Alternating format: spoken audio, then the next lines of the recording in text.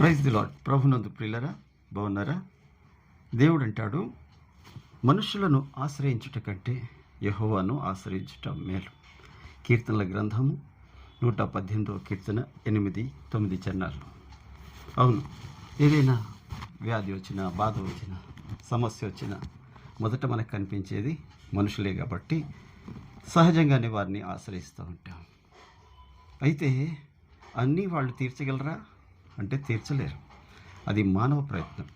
Doctor గారు కూడా ఏమంటారంటే, మా ప్రయత్నం మేము చేశాం, మీరు మీ దేవునికి ప్రార్థించుకోండి అంటారు. అంటే అన్నీ మనుషుల చేతుల్లో లేవు. అందుకనే వాక్యం ఏం చెప్తుందంటే, కీర్తనల గ్రంథంలో 5వ అధ్యాయంలో 11వ వచనంలో, నిన్ను ఆశ్రయించు వారందరూ సంతోషించెదరు. అదే మనుషుల్ని ఆశ్రయించు. అదే సమయంలో మొదట దేవుణ్ణి ఆశ్రయించు. ఏ పని ప్రారంభించినా, ఏ హాస్పిటల్కి వెళ్ళినా, ఏ కోర్టుకి వెళ్ళినా, ఏ ప్రయాణాలు ప్రారంభించినా మొదటిగా ప్రభు పాదాలని ఆశ్రయించు. ఆశ్రయించినప్పుడు ఆయన నీకు మేలు చేస్తాడు. ఇక్కడ అంటారు, ఆశ్రయించి వారందరూ సంతోషించెదరు.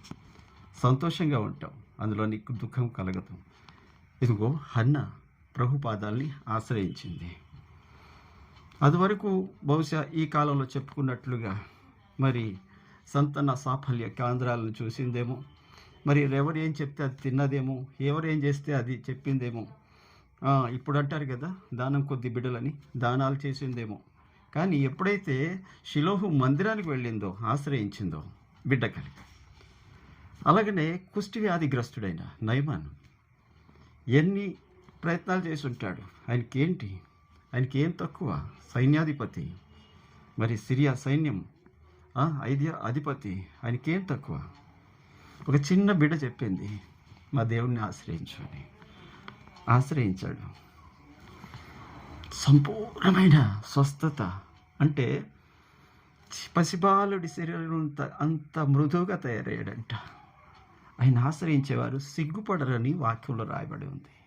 ఈ రోజున నువ్వు దేనిని ఆశ్రయిస్తున్నావో, కానీ నేను నీకు చెప్పాలనుకుంటుంది ఏంటంటే, వాటికంటే ముందు ప్రభు పాదాలని ఆశ్రయించు.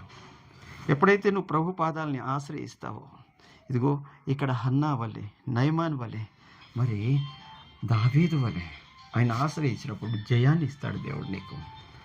ఆ జయాన్ని పొంది అనేకులు ఎదురుగా సాక్షిగా నువ్వు నిల్చుదువుగాక. Praise the lord. దేవుడు నిన్ను ఆశీర్వదించు.